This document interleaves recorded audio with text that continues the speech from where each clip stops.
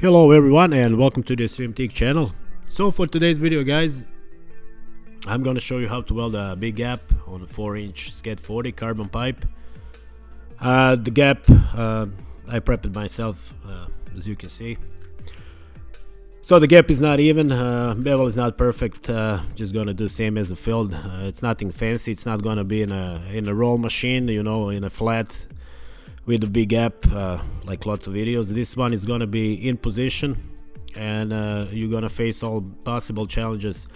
To be honest, in your probably career, you're not gonna face too many fit ups like this, otherwise your pipe fitter is gonna be fired. But anything can happen in the field, you know, so it's good to know big gap as well as the tight gaps. Couple challenges here. One is definitely overhead, especially with the big gap, and how to put that material inside. It doesn't, and be careful for all that melted puddle doesn't fall on your head. How to control it. As you can see, the gap is 8.6 mil. This is the widest part. I think the other one is like around 7. 70S2 332 filler wire, that's the other challenging part. Cup size 8 as always, and tungsten 1/8. So the whole idea is how to start overhead and get that really good start point. Find the good settings, the amperage that you can actually handle, that you can control that puddle, so it doesn't, as I said, so the puddle that you can control is gonna stay inside. So that basically that 6 to 8 o'clock and 6 to 5 o'clock, that's most important part to give you really good base so you can continue kind of uniformly. The main idea, the focus is on your inclination, tungsten inclination, your rod inclination, and that's the most important things you have to pay attention to, especially at the bottom. You don't want to you got to be careful with that inclination, because you can see here the way my inclination is. I can do the build up inside, and I can see how much is actually depositing in.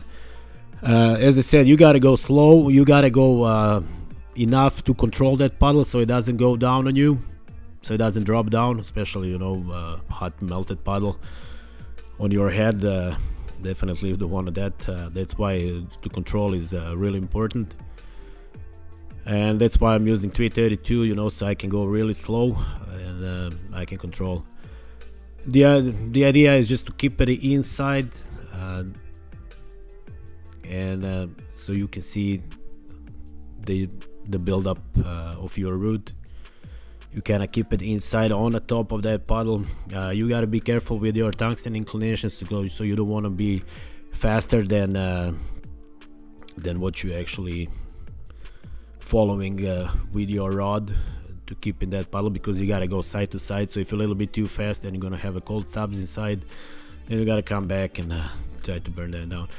I mean, as I said, it's not you always gonna find big gaps, but you will in your lifetime, you know, in your career. You're gonna see really big gaps sometimes, even maybe on one side, not all the way around, but one section of the pipe might be big gap. It might be horizontal, it might be vertical, you never know. So that's why it's good to know how to apply different techniques, and same thing with the tight gaps as well. But usually with the tight gap, it's easier to have a tight gap than a big gap, because you can always grab a grinder, open up, rebevel a little bit, feather edges, and start welding. With a big gap, there's not much grinder you can put on, but you know, you have to know how to weld it, and pressure weld it. That means it's gonna hold, it's gonna pass X-ray.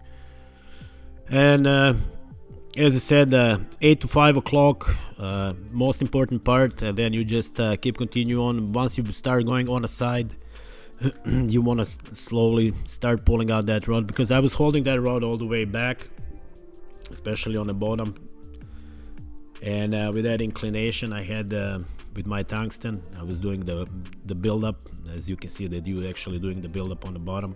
So once you're going on the side, you want to kind of pull it out a little bit and just side to side, bridging all that gap, but in the same time everything got to be 100% welded.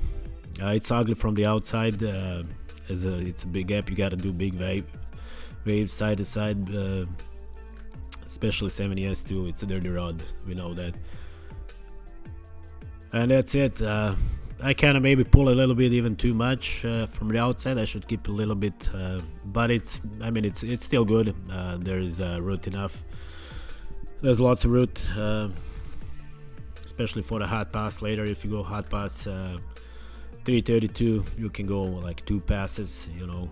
First do one side of the bevel and then the other side, and that's how you're gonna prevent the sag back. This is on the top. Top is the easy part.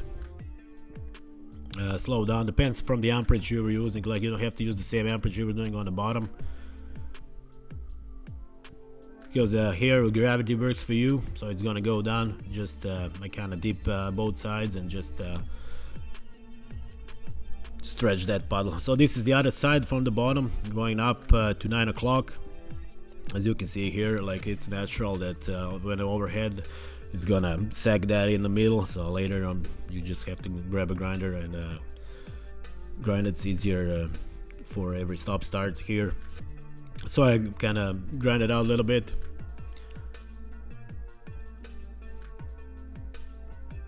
And with low amperage, you gotta wait till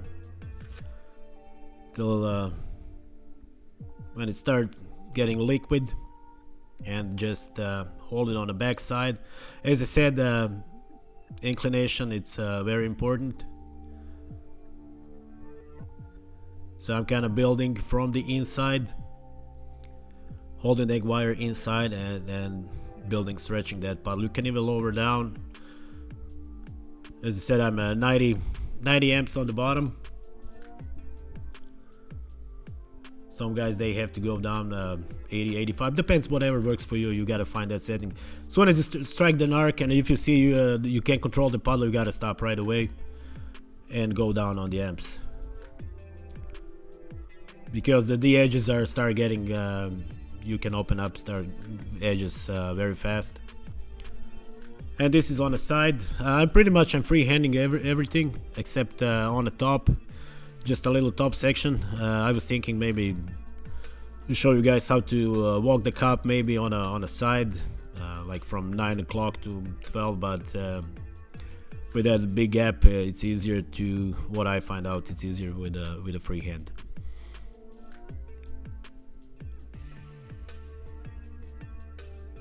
It'll be easier also if I got 70S6. It'll be a little bit easier. I mean, big gap is big gap. It doesn't really matter on the filler wire. But as I said, it's good to know. Definitely good technique to know. It might help you. As nothing's perfect in the field. That's why everything's good to know. Lots of different things, techniques, applications that you can apply in different situations. Like this one. That's why learning some new stuff, it's helpful. That's gonna benefit you definitely. Okay, as you can see here, we got a TIG slag. That's really annoying stuff, especially with 70S2. That's why it's hard to weld with that wire. It's hard to manipulate, hard to have that clean puddle. But here I'm gonna grind both sides, and I'm just gonna go over it. The gap shrink at this point a little bit, couple mils, which is actually a big difference, especially from that starting point from 8.6 mil.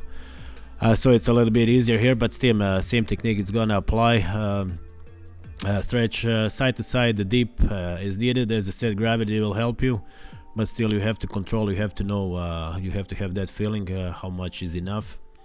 And before I do that tie-in, I'm just gonna pause here a little bit. Especially, you know, with a big gap, you want to make sure everything is perfectly blended together. Everything is both edges are done and complete. And I'm gonna pause here. I'm gonna add, and then I'm gonna go back 2 steps, and then I'm gonna start moving forward again. Yeah, that's how I know my both edges are burnt. As I said, you gotta know when it's how much is enough. You have to have that feeling. And then you just go over it 1/2 inch after you tie in, and finish on the side. Later on, for hot pass, you can go 2 hot passes, you know, one on each side of the bevel, and so it prevent any sag back because it was a big gap.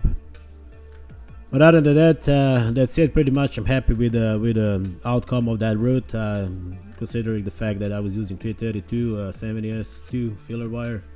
And that's it for today's video, guys. I hope you like it, enjoy it, learn something new.